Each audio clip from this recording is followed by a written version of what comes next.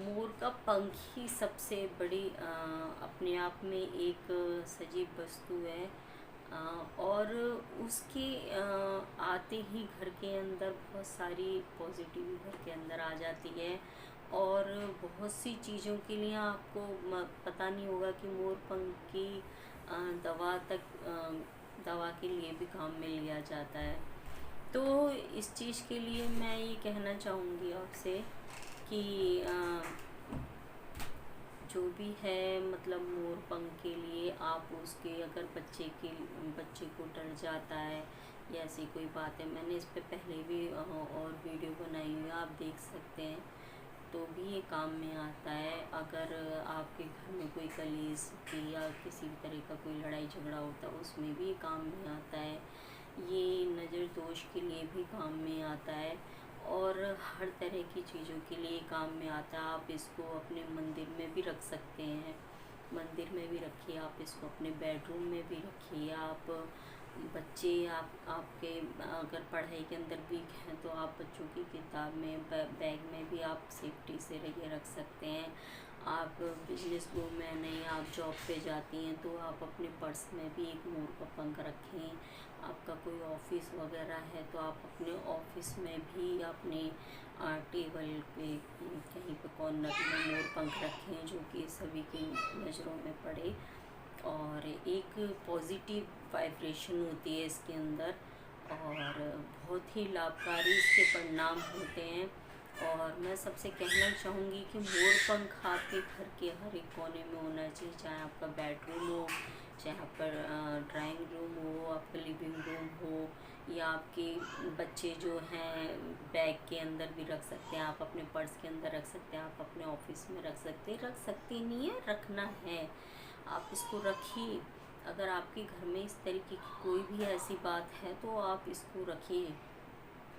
और मोर पंख से जो जिनके घर में छिपकली वगैरह ये सब चीज़ें बहुत ज़्यादा वो होती हैं, तो आप मोर पंख को आप ऐसी जगह भी रख सकते हैं। मोर पंख से भी छिपकलियों का काफ़ी वो होता है।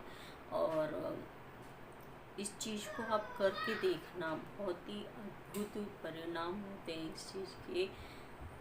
मैं आपको बता नहीं सकती, मैं हमेशा आपसे अपने एक्सपीरियंस शेयर करती हूँ और बहुत ही मैं इस चीज़ को करके आपको इसलिए नहीं दिखाती हूँ क्योंकि देखिए करके दिखाने में वो चीज़ गलत भी हो सकती है, क्योंकि आप आंखों से सिर्फ मेरे उस वीडियो को बनाते हुए देख रहे हो, उसका क्या रिज़ल्ट मिलेगा वो आप लोग नहीं देख पाएंगे, क्योंकि उसके लिए वक्त चाहिए होता है। देखिए जैसे बहुत आसान होता है, हम कह देते हैं अरे हम उस आदमी को बहुत अच्छी तरह जानते हैं, बहुत अच्छा आदमी है। आपने 1 सेकंड में या 5 मिनट में या 2 दिन में या 1 महीने में 1 साल में कैसे रिजल्ट निकाल लिया। मानती हूँ कि बहुत सी चीज़ें हमें उस इंसान की जैसे जैसे वक्त रहता पता चल जाती है, लेकिन एक इंसान को जानने के लिए एक उतना ही सिस्टम ज़रूरी है। जैसे कि हम एक किताब बंद किताब का हम ऊपर का हिस्सा देख रहे हैं कि उस पर लिखा हुआ है साहित्य लिखा है या मैथमेटिक लिखा है या साइंस लिखा है, हमें इतना तो पता चल गया कि इस पर टॉपिक लिखा हुआ है, ये किस चीज़ की किताब है, या हिंदी लिखा है या गणित लिखा है, जो भी लिखा है लव स्टोरी है या कॉमेडी है, जो भी, हमें इतना तो पता लग गया कि इस किताब के बारे में इसी विषय के लिए दिया गया है। लेकिन वो विषय किस तरीके से क्या बताया गया, उसके अंदर क्या चीज़ें हैं, ठीक है, तो वो या किस तरीके की मतलब क्या कहानी है, उसके अंदर क्या दिया गया है, तो वो सब चीज़ें हमें जब भी पता लगेगा जब हम उस एक एक पेज को पढ़ेंगे।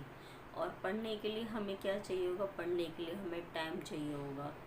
जितना हम उस किताब को जितनी देर हम पढ़ेंगे, जितना टाइम हम देंगे, एक एक पेज को पढ़ेंगे, एक पेज को पढ़ने में कितना टाइम लगता है ये मुझे बताने की ज़रूरत नहीं है।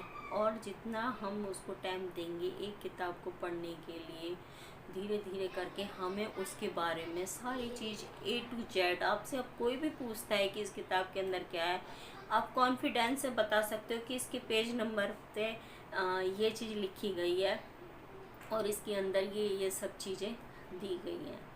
वो आपको कैसे पता है, इतने कॉन्फिडेंस लेवल पे आप क्यों हो? क्योंकि आप उसको टाइम दे चुके हो, आप उसको पढ़ चुके हो। तो इसी तरीके से जैसे एक किताब होती है ना, एक किताब उसको हम पढ़ते हैं जब भी उसके बारे में हमें नॉलेज होती है, इसी तरीके से किसी की लाइफ होती है। जितना आप जिसको हर रोज़ टाइम देते हैं, हर रोज़ टाइम देते हैं, और जितना आप उसकी लाइफ में पुराने होते चले जाते हैं, तो आप समझ लीजिए कि आपने उसकी ज़िंदगी का एक एक पेज, एक एक लाइन बहुत ही तरीके से पढ़ी है, और आपने उसके साथ हमेशा टाइम स्पेंड किया, तो आप उसके बारे में इतनी इतनी सी भी चीज़ जानते हैं। कॉन्फिडेंस से कह सकते हैं आप किसी से भी कि वो इंसान ऐसा है। तो इसीलिए ये मैंने चीज़ आपको बोली। और मैं मिलती हूँ नेक्स्ट वीडियो में। आपको जो मैंने बताया आप करके देखना। मैं नेक्स्ट वीडियो में मिलती हूँ और कुछ लेकर के। जब तक के लिए जय साईं राम। हंसते रहिए, मुस्कुराते रहिए हमेशा।